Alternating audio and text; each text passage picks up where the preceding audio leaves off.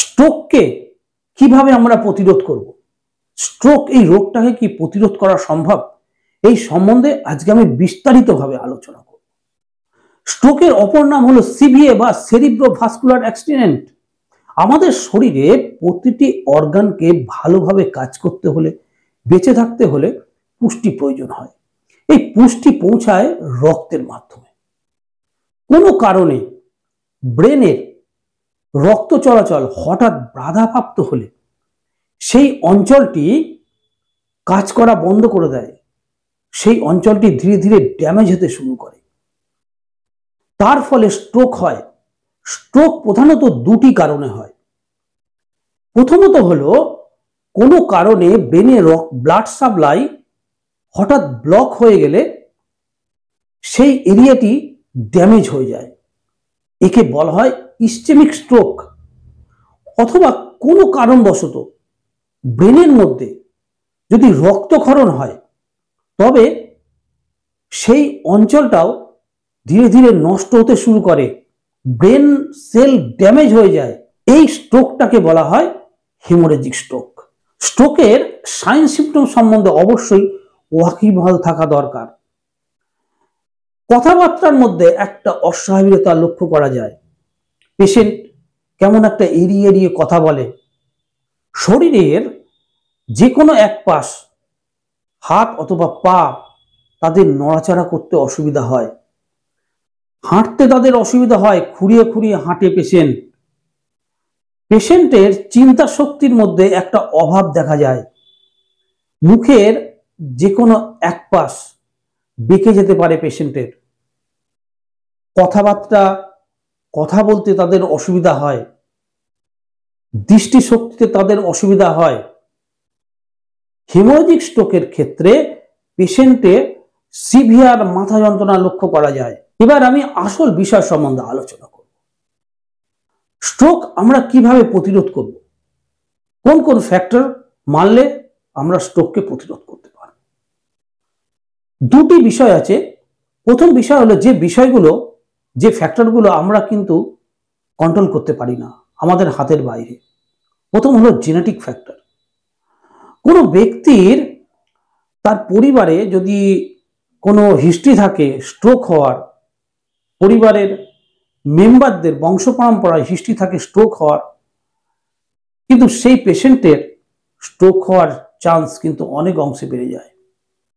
সুতরাং প্রতি বছর 6 মাস অন্তর তার হার্ট পরীক্ষা করানো দরকার, হেলথ চেক আপ করা দরকার। জেন্ডার এবং সেক্স, একটি রিসার্চে দেখা গেছে যে পুরুষদের তুলনায় মহিলাদের স্ট্রোক হওয়ার প্রবণতা অনেক অংশে বেশি থাকে। এ বিষয়ে অনেক কারণ আছে, আমি পরবর্তী ভিডিওতে এই সকল বিষয় বিস্তারিতভাবে আলোচনা করব। এবার কিছুটা জিওগ্রাফিক ব্যাপার আছে। ইস্ট এশিয়া এবং সেন্ট্রাল এশিয়ার পুরুষ এবং মহিলাদের মধ্যে স্ট্রোক হওয়ার প্রবণতা বেশি থাকে। সেন্ট্রাল ইউরোপ এবং ইস্টার্ন ইউরোপের মধ্যে স্ট্রোক হওয়ার প্রবণতা কিন্তু বেশি থাকে।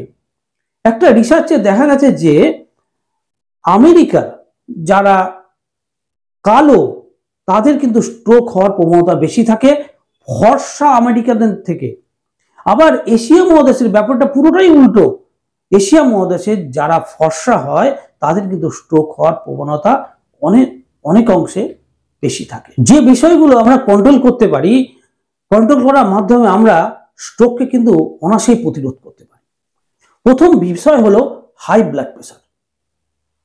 স্বাভাবিক ব্লাড প্রেশারের লেভেল হলো 120/80।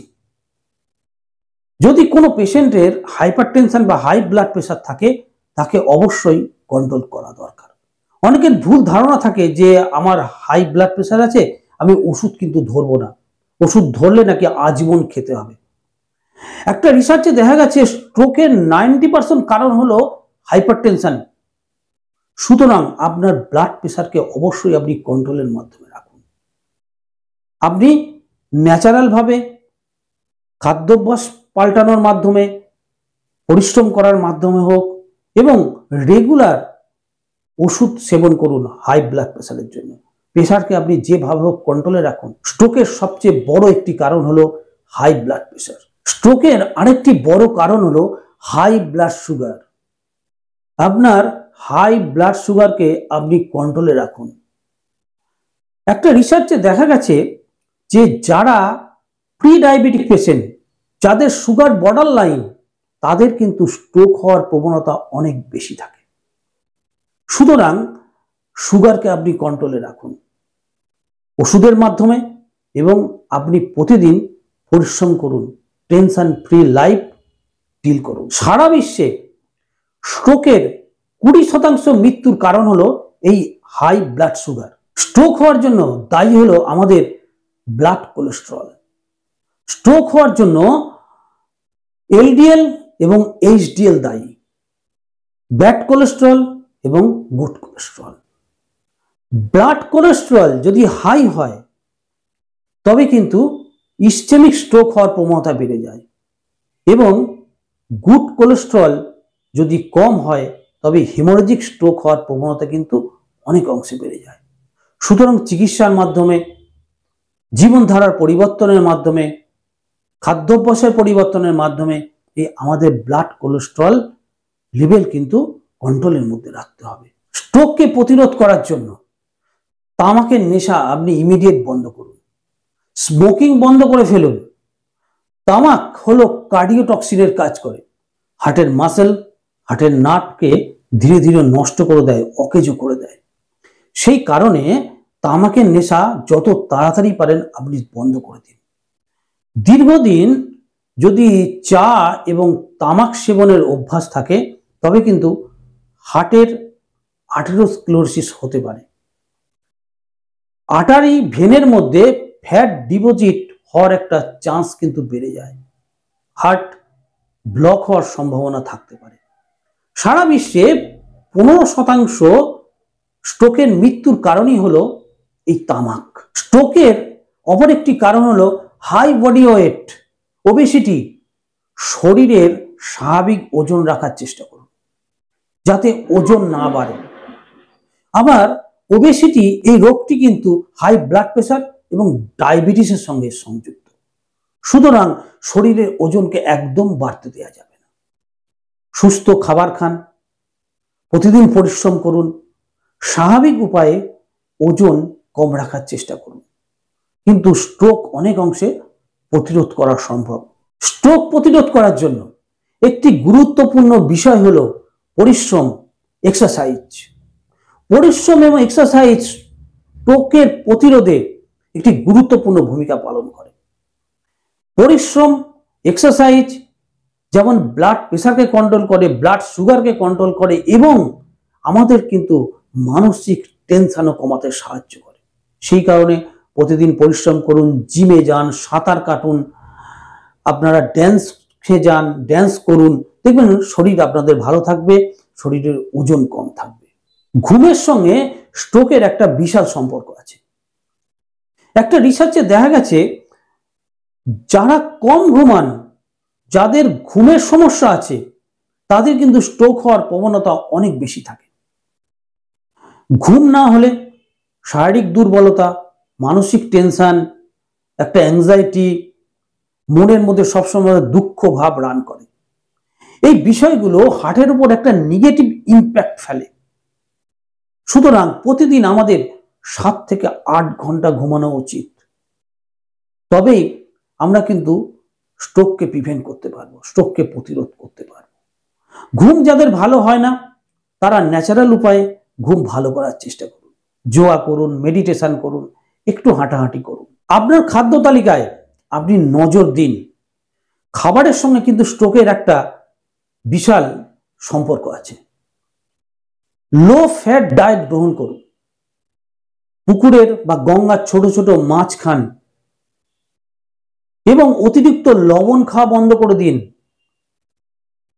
রেড মিট বন্ধ করে দিন, হার্ট হেলদি অয়েল খান, fast food, highly ultra processed food একদম বন্ধ করে দিন, মিষ্টি খাওয়া বন্ধ করে দিন। মিষ্টিতে কিন্তু আমাদের ওজন বৃদ্ধি করে, হার্টের পক্ষেও ক্ষতিকর, নার্ভের পক্ষেও মিষ্টি কিন্তু ক্ষতিকর। তাজা শাকসবজি, ফলমূল আপনারা গ্রহণ করুন।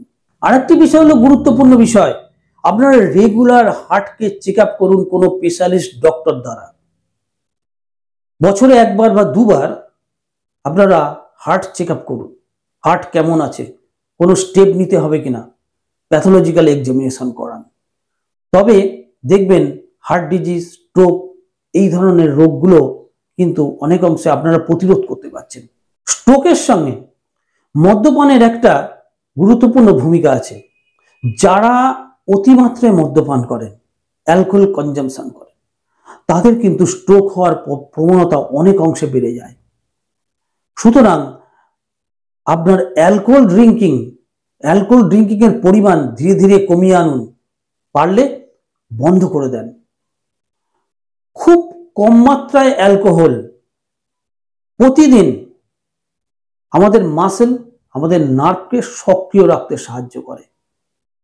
সুতরাং অতিরিক্ত মদ্যপান করবেন না, মদ্যপানের পরিমাণ কমে দিন। আর যারা আপনারা মদ খান না, তারা কখনো মদ খাওয়া ধরবেন না। দর্শক বন্ধু, ভিডিওটি কেমন লাগলো? যদি ভিডিওটি ভালো লাগে লাইক ও শেয়ার করবেন, আর আমার চ্যানেলটি যদি আপনার জন্য উপযোগী বলে মনে হয় অবশ্যই সাবস্ক্রাইব করবেন। সবাই ভালো থাকবেন, ধন্যবাদ।